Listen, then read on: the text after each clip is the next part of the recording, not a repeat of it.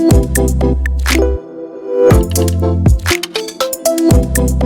वालेकुम and welcome everyone.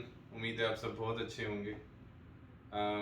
काफ़ी topics पे बात होती रहती है, बट आज जिस टॉपिक पे बात करनी है उस हवाले से काफ़ी दोस्त भी पूछते रहते हैं, फ्रेंड्स और फैमिली में भी काफ़ी लोग पूछते रहते हैं। वो चीज़ है रियल इस्टेट, मींस प्रॉपर्टी।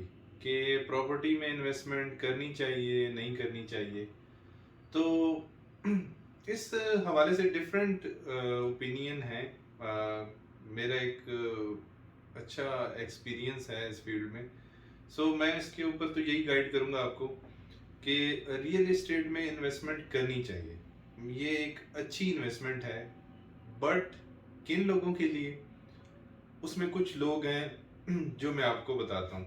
एक वो लोग जो ऑलरेडी एक अच्छी अमाउंट अर्न कर रहे हैं, चाहे बिजनेस के थ्रू कर रहे हैं या जॉब के थ्रू कर रहे हैं, उन लोगों को इन्वेस्ट करना चाहिए। ठीक है। कुछ लोग जो अपनी रिटायर लाइफ गुजार रहे हैं उनको इन्वेस्ट करना चाहिए। ठीक है। या फिर जिनकी अर्निंग किसी भी सोर्स से, या ऑलरेडी वो एक इन्वेस्टर है रियल एस्टेट में, वो रोटेट करते हैं इन्वेस्टमेंट को, उनको करनी चाहिए।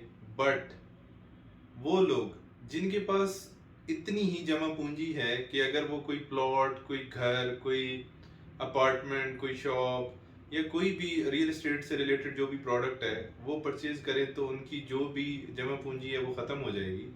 तो उनको बिल्कुल नहीं करना चाहिए। अब एक कैटेगरी वो है जिनको घर परचेज करना होता है, या हर इंसान को लाइफ में एक बार घर बनाना है। ठीक है, दैट इज समथिंग एल्स। वो आप just for the sake of investment नहीं कर रहे, वो आपका एसेट है और आपने हमेशा उसको लाइफ टाइम के लिए होल्ड करना है। तो वो एक अलग इन्वेस्टमेंट है, वो हर कोई करना चाहता है। हर एक को अपनी कैपेसिटी के अकॉर्डिंग करनी चाहिए। ठीक है, ये एक बहुत बड़ी सजेशन है। अपनी कैपेसिटी से बढ़ के किसी चीज़ में हाथ मत डालें। रियल एस्टेट में इसी वजह से लॉस ज़्यादा होता है। ठीक है।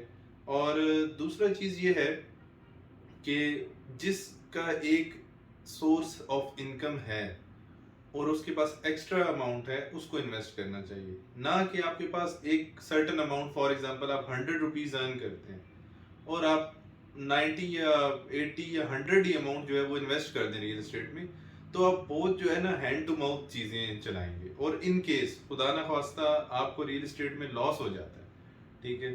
तो फिर जो है आपको कोई चीज़ समझ नहीं आएगी, कोई सोल्यूशन नहीं निकलेगा। तो एक इन जनरल रियल एस्टेट अच्छी इन्वेस्टमेंट है, बट एक बात अच्छे से याद रखें, रियल एस्टेट में प्रॉफिट भी होता है, रियल एस्टेट में लॉस भी होता है। ठीक है।